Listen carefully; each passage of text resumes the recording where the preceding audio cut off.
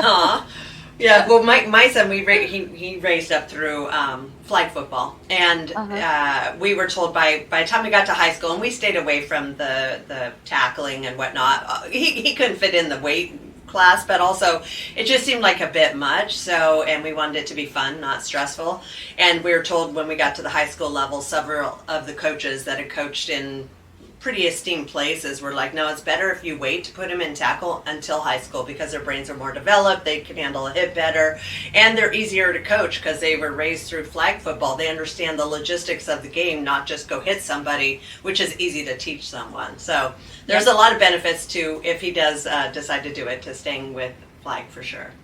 Awesome. Yeah, that's really a good way to think about it and look at it. I hadn't really thought about it like that. I'm um kind of just like, he's my baby. I don't want him in tackle yet. So it's Yes. staying flag.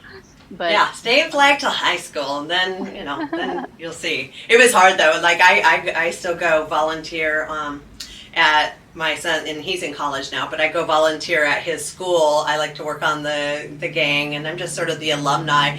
Way easier to watch other kids tackling each other than it was when my son was in there. Every hit, I was like, oh my god, is that my kid at the bottom of the pile? Like it's so stressful for a mom. yeah. Oh yeah. I don't, yeah, I'm kind of like hoping. For a long time he was like, I will be a wide receiver. Like he was dead set on it. Like that's what he wanted to be. And he has a couple friends whose dads are like players on the New Orleans Saints, so he's like telling them, and he's going to be a football player. And then now he's like, I'm over that. He's like, I like football, but I'm not gonna. It sounds like such an adult decision to make at his age. Like, I'm yeah, like, we pivot all the time. We think of new things we want to do. It's okay. that's good. That's good for Anyway. you too. Yeah, so Crystalyn, tell our audience a little bit of your story and how it led you to what you do now, which is such important work. Well, thank you for having me. First off, I was listening to your story, which is absolutely incredible, and I think one of the biggest things for me is going through hard things and then actually doing something because of it, or helping others because of it. Because what else are we doing it for? Like, how are we gonna, like, it kind of makes it worth it. It makes it okay to have gone through some hard things. Um, my particular hard thing is a little bit different in that it deals with death and grief. But it's all the same. It can all take us down a really, um, it could just take us down. Like we already know it takes us down a path of heartache.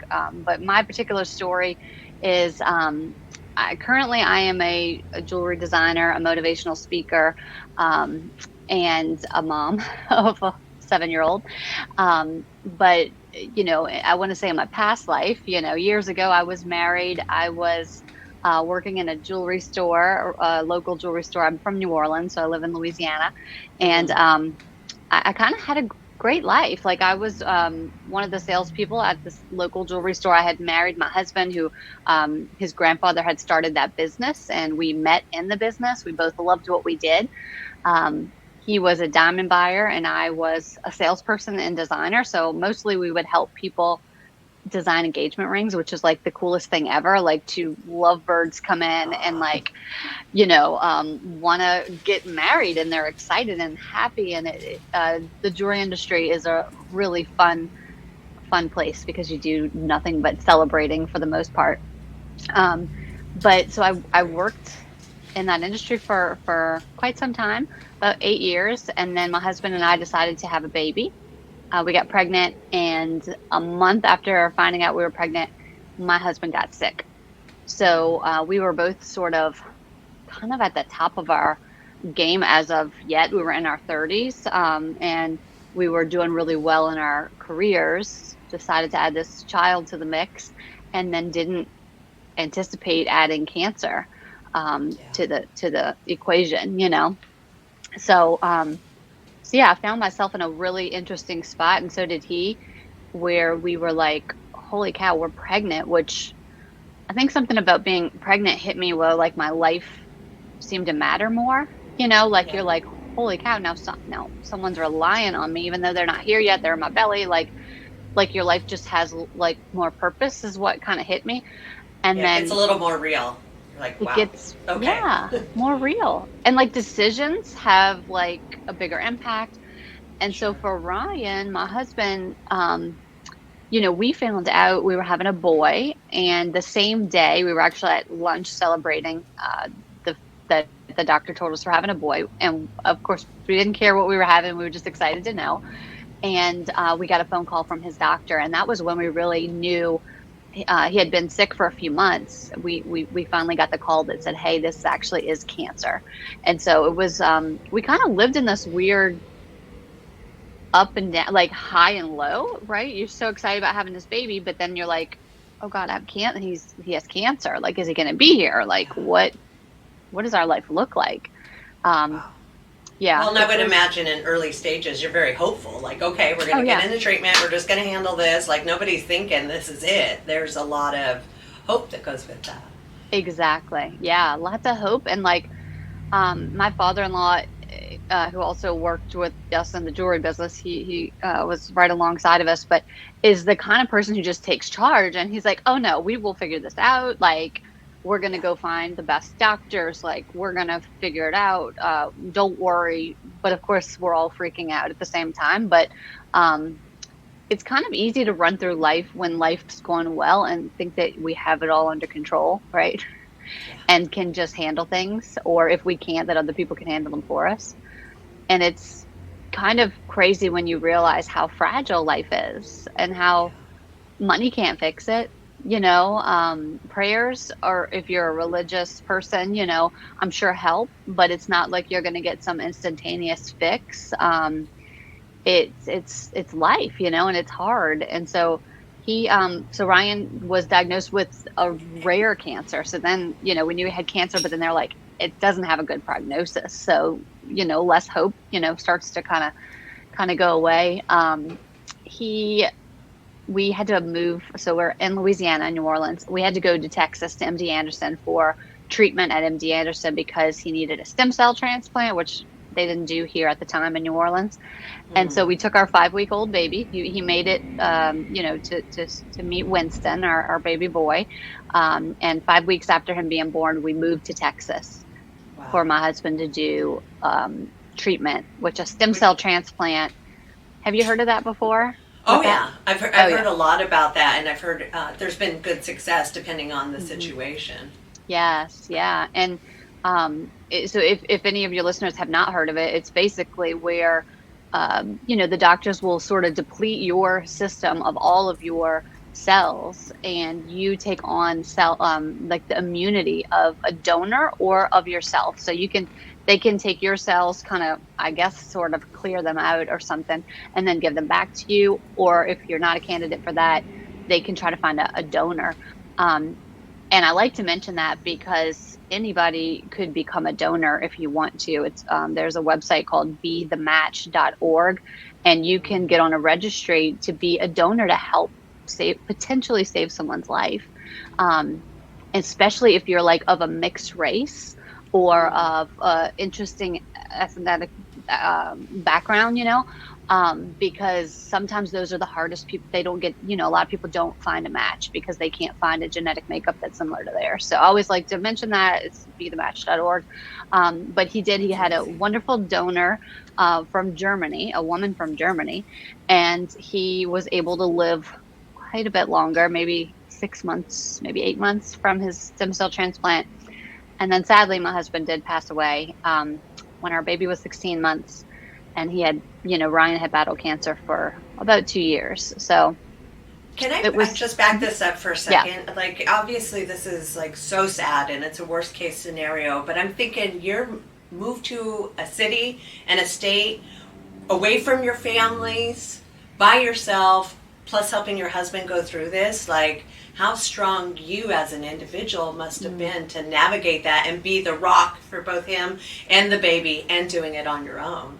mm, thank you. Yeah, it was like looking back, I'm like, how did I do it? Now, I didn't do it all alone. Like, I did have family come stay for a while. My mother-in-law came Sure. stay for a while. My dad did, my mom, my father-in-law. So we had people in and out, but I do like to credit like one thing that I did, which was really weird. and interesting and looking back, but now it like has helped me, and I try to help people with it. Is actually one of the things that I do is teach people about journaling. Is Yeah. I had this newborn baby. I had never been a parent first either. So obviously I'm like, what? Nobody tells you that. There's no handbook. I don't know what No, I'm no doing. book prepares you for that. Not at all. No, I'm like choking the baby with medicine. Like my husband's freaking out. I mean, like it was just a shit show. And I would have to, so I was breastfeeding the baby. We lived in an apartment by the medical center in Texas. So in the medical center of Houston. And so I had about a 2 minute drive, maybe 2.5 minute, 3 minute drive from our apartment complex to the hospital. So when you have a stem cell transplant, you usually have to be in the hospital for like at least a month. So I could go visit him, and he was in and out of the hospital for a long with all of that. But I would be like home, taking care of the baby, breastfeeding the baby, doing all the things. I would leave the baby, and then I would go take care of him at the hospital, Brian. And so I'd have about 3 minutes to like collect myself because I didn't want to go to him like stressed out and freaking out. And when I was Sure. with the baby, I tried to focus on the baby. And so I would take my phone, my cell phone, and I would just prop it up on in the car, and I would talk to myself. I would record it, and I would just get all of my thoughts out. So I didn't even know what I was doing at the time. I just needed to like have an outlet. Um, but I was video journaling, and I And was what really, made you want to record that? Besides just the process, what made you go, I really want this like saved? that's such a good question that nobody's ever asked me, Angie. I don't know why I recorded it. Like, I don't even know if I had the thought of, maybe I had the thought that I was going to look back at it and be like, gosh, we got through it. Like, Yeah. this is what happened. But Yeah. I don't look back at those videos. Like, I still don't look back. I can't, it's Sure. too hard. Um, but maybe that was why. It was something about, I guess I could have just talked to myself in the car, Sure. like, and it wouldn't have mattered if there was like a phone there. Maybe I had to look at myself. I don't know. I really need to dig Yeah. into like, what was that process of why did I do it that way? But it sort of made me, maybe it made me accept where I was, and the reality of what I was dealing with. Yeah. Because it was hard to believe it was real. I don't, when you go through like a traumatic situation, I think the nature of being a human, there's like this fog that comes over us. Sure. Um, and I think they call it shock, maybe. But I Yes. think that, yeah, that fog kind of protects us, and I think me being able to like see myself verbally saying like how hard this is, Yeah. yeah, was probably something that gave me a little clarity, maybe, because that was something that I was really searching for. But the journaling, like, and getting it out really helped me get through it, and then I just kept doing it after he passed, and I still do it now. I don't video. I couldn't write back then. Like, I didn't have it in me. Now I write my journaling, Mm. but some people are when I talk about journaling, and I'm like, you really have this like inner voice inside of yourself that you might not be giving enough credit to or enough time for, or you haven't really paused to listen to it. Some people say, well, I don't like to write. And I'm like, well, prop your phone up and talk to yourself, like something. Exactly. Well, and that Yeah. makes sense. It's almost memorializing it. It just makes it more real, whether it's writing it Yeah. on a paper. I mean, I journal all the time. Do I ever go back and read it like you? No, not usually, Yeah. because I'm still moving forward. I'm not going into my past, but it is very therapeutic to, and maybe that's why the videoing was a similar situation. It's memorializing it, it's allowing it to be there and then be done with it. Yeah. That's probably like, that's exactly what it is. But I didn't think of it in the time. I Sure. wasn't like so conscious of it. It was just like part of whatever my process was. Yeah. But now I look back and I'm like, gosh, it was so helpful and part of it all, And then Yeah. I could kind of go back and be with my husband and not have to dump all that on him, Yeah. just kind of show up and let him dump everything on me because he didn't have anybody to talk to, at the hospital. Yeah. Um, so yeah, it definitely made me realize I was stronger than I believed I ever could have been going through something like that, for sure. Yeah, I mean, until you're tested, you just don't know. And I wonder for yourself, because I can tell you're a really good person, your husband, a really good Mm. person. it's confusing when bad things happen to good people, because you've done like the right things in life. You did the marriage the right way, the courtship, the working, the career. Like you're a kind person. You did the correct things. It's very confusing when bad things happen to good people. Yeah. Like Yeah. for me, it's different. With addiction, it's like we kind of create that, right? So I feel like I can be a little tougher on people like that. But with someone like in your situation, when it just sort of happens to them, it's probably very difficult to navigate that as well. Yeah. You know, now looking back, I can say like even like my situation, I guess I'm not like I've never been like, oh, why me or whatever, except for the fact that I do look back and say, not like why me in a poor me way, like a why me? Like what am I supposed to do now because of it? Like how did Ryan's life, his death, us having a baby, like all of the experiences that have led me to today, like why me? Okay, so what's next? Like what can I mold and create out of it so that I can serve or help or live out my legacy and my purpose, you know? Um, Yeah. And when did for that happen for you? When did that moment where the why was answered come to you? I think it started happening. So like I started my jewelry business online. Like I decided, so I had been in the jewelry store, and then when Ryan died and I got home, I had a baby and I couldn't go back to retail hours.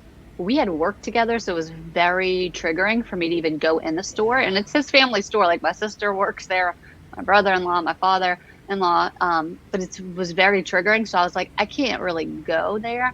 So I decided to start my jewelry brand. And I honestly did that out of I needed to make money for my son and I. Like I have to figure out how to like be the breadwinner of the family and like live. And so was doing that and in that telling a little bit of my story started I didn't realize but was inspiring and motivating people.